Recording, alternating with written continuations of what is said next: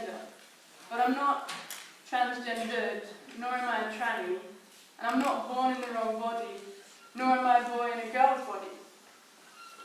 I realised that I was transgender when I was 16 years old. At this point in my life, I was confused, I was questioning, and I was very, very sad. Because there was no one out there who could give me the words that I needed that would comfort me in my identity. When I was younger, I went camping every year with my family. And when I was at these campsites, I used to introduce myself as Tom. And this is because when I was younger, I was very much a tomboy. And so I thought that when someone called me a tomboy, that meant that my name was Tom and that I was a boy. So I was very, very young, didn't really understand what it meant, and introduced myself as Tom to the people at these campsites. And then a few years passed, and I met a boy called Charlie, I met a girl called Charlie, and I made this realization that the name Charlie was a neutral name. So one year at this campsite again, when we went back, I introduced myself as Charlie. My parents had no idea that I kept doing this because, it was a bit weird. But then I came to the realization again that names were actually something that we had to have over a period of time. It was always the same thing. It's not some kind of way we can describe ourselves. And as I was getting older, more words were coming into my life. More ways of describing myself were coming into my life. But they were never words that I used to describe my own identity. It was always the way that someone saw me and then thought that this was the way to describe me. So when I was 9 years old, I was still very much a tomboy. And so people started reacting differently to that when I was 9. They started saying that I was going to grow up and I was going to be a beautiful young lady, that I'd be a mother, and that all these things that were expected of me because I was a tomboy, but I wasn't a boy, I was a girl. And this frustrated me because, first of all, they had no idea what I wanted to do in the future. When I was 9, I still wanted to be a Time Lord. I still wanted to fly off into space and fight aliens. I didn't want to grow up and be a pretty young lady. I didn't want to be a mother. So, again, these words kept coming into my life, and I moved schools. I went up to secondary school when I was 11 years old. And because I was a little bit weird, I was kind of still wanting to be a tomboy, but then also my hair was growing out, and it's just because I couldn't really bother to cut it, to be honest. And I kind of was trying to make new friends at this new school, and everyone was trying to make new friends and trying to be liked by everyone. Because that's what you want to do when you're 11, you want to be liked. And so I started making friends with this group of boys, and we had a laugh. I remember some of the best memories of my 11-year-old life was laughing in the playground with these people. But then later on, it started getting a little bit difficult, because I couldn't be friends with the girls, we just didn't have much in common. And I liked them, I got on with them, I would work with them in class and it was fine, but they saw that I was hanging out with the boys and they didn't really like that very much. They thought it was a bit weird. And so the boys that I was hanging out with then didn't like that, the girls didn't like that I was hanging out with them. So then I was kind of just left in the middle, not really having anyone to hang out with. And it got too much at one point, so I ended up moving school. And when I moved school, I went to a girls' school. And immediately, within the first month of moving to this new school, I bought a new school bag that was a bit more feminine. I started considering wearing makeup, started growing my hair, because when I was 12 I actually cut it all off, but then I started considering to grow it out again. And I started becoming a bit more feminine. I started expressing the things that are a bit more feminine about me. But I still had these words around me all the time. I wasn't a tomboy, that was clear. But I was suddenly told that I was a bit odd, I was a bit weird, I was a bit on the outskirts of normal. And that was fine by me. I accepted that, I enjoyed that, I liked being outside of the normal, because I was used to it, that was where my comfort zone was. And so I was on this outskirt of normal and I enjoyed it and I was proud of it, and these words of being weird, I kind of labelled myself as that, because that's what I was comfortable with. But then, being a girl was not something that I was comfortable with. And so I had some time in my life where I started questioning my gender identity. I started wondering, was it really not what I thought it was? Was the fact that I was a tomboy so confusing in has it determined my future somehow? Like, you start thinking about stereotypes and words that people have used to describe me in my past, and keep thinking about how I was going to be a beautiful young lady, I was going to be a mother, I was going to be a weird, I was going to do things, and people telling me what I was, and these words really affected my period of questioning. I spent several months questioning my gender identity. I even for a while thought I was gender fluid.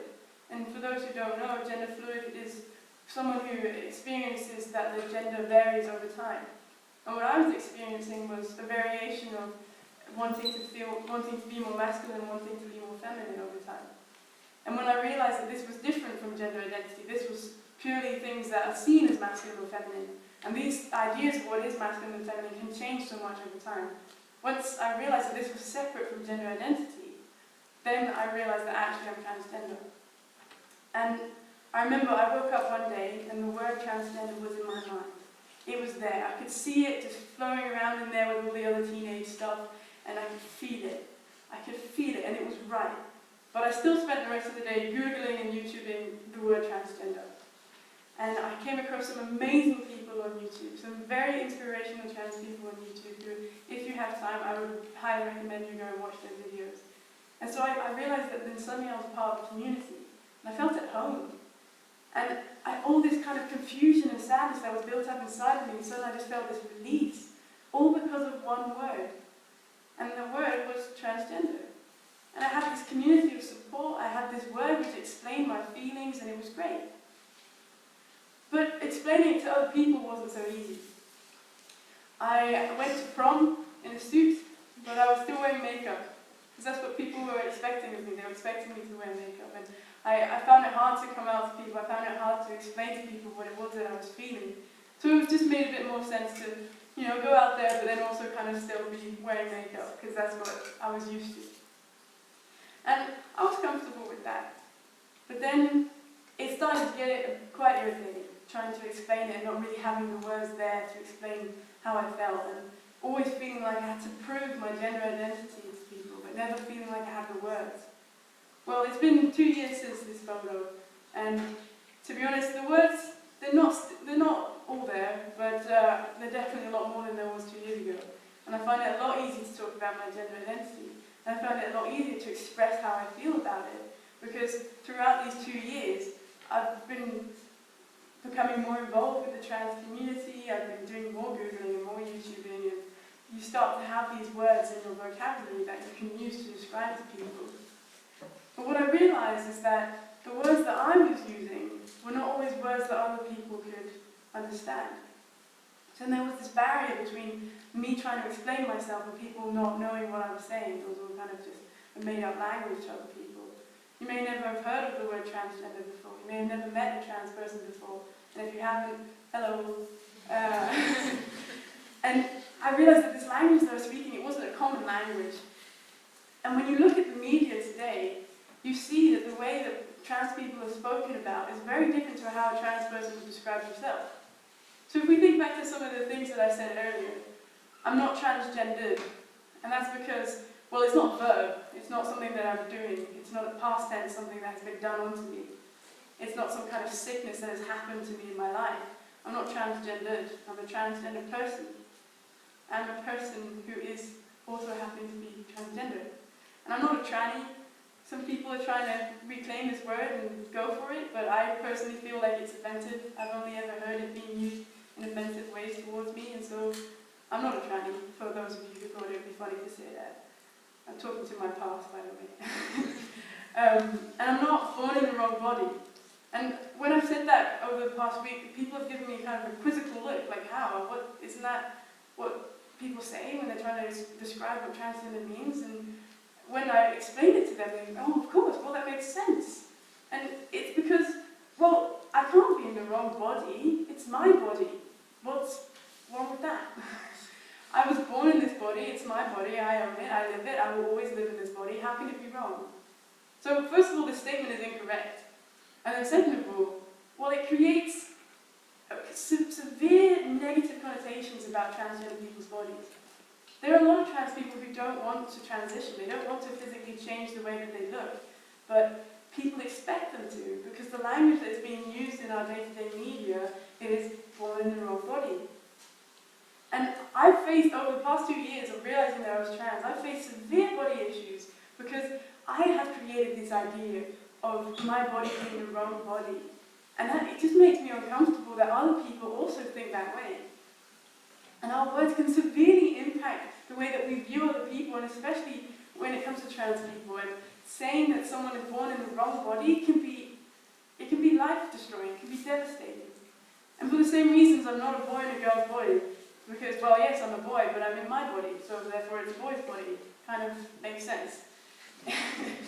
But if we were to spend our time just to look at some examples, if we Google the word transgender, we find articles about a university in the US who's recently banned transgender people from applying because they don't want to accommodate trans people, because they can't make enough space in their buildings, and they can't make enough space in their minds to accept that not everyone is just a man or a woman. There are other kinds of gender identities.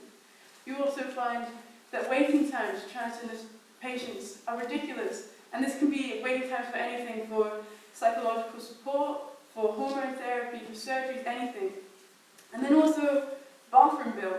Many states in America are going through phases of discussion on this bathroom bill. South Dakota recently passed it about 2 weeks ago, saying that transgender people have to go to the bathroom that doesn't actually correlate with their gender identity, but to the one that is the one of their own sex. Because sex and gender are two different things. And so people are like, oh, you have to go to the one that matches your sex, not your gender.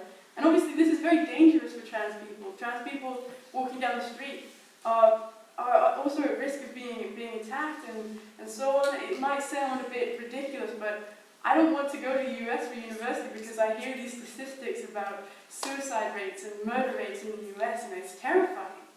And just imagine having to go into the wrong bathroom on top of that. Like, you just want to pee, and then you have to go into the wrong bathroom? Like, that's terrifying. Like, I already find public restrooms completely terrifying. Like, going into one of them is like, okay, go psych myself up, I'm gonna pee. And if I don't go now, I'm gonna pee right here. Okay, let's go. And so you go in and you pee, and then you run out. Like, you just get it over and done with. And so having to go into the wrong one on top of that is completely degrading of transgender people's identity. But you also hear these kind of things all the time. This slide took me maybe 30 minutes to make, and it only took 30 minutes because I keep forgetting how to screenshot things on my computer. And all of these articles I found just by typing in the word transgender. I didn't type in anything else. Purely by typing transgender into Google, I found all of these articles. And all of these things talk about transgender people being treated as second-class citizens, transgender people being born in the wrong body and not being able to get the treatment that they need to be put into the right body. And this language that's being used to describe transgender people, it's toxic.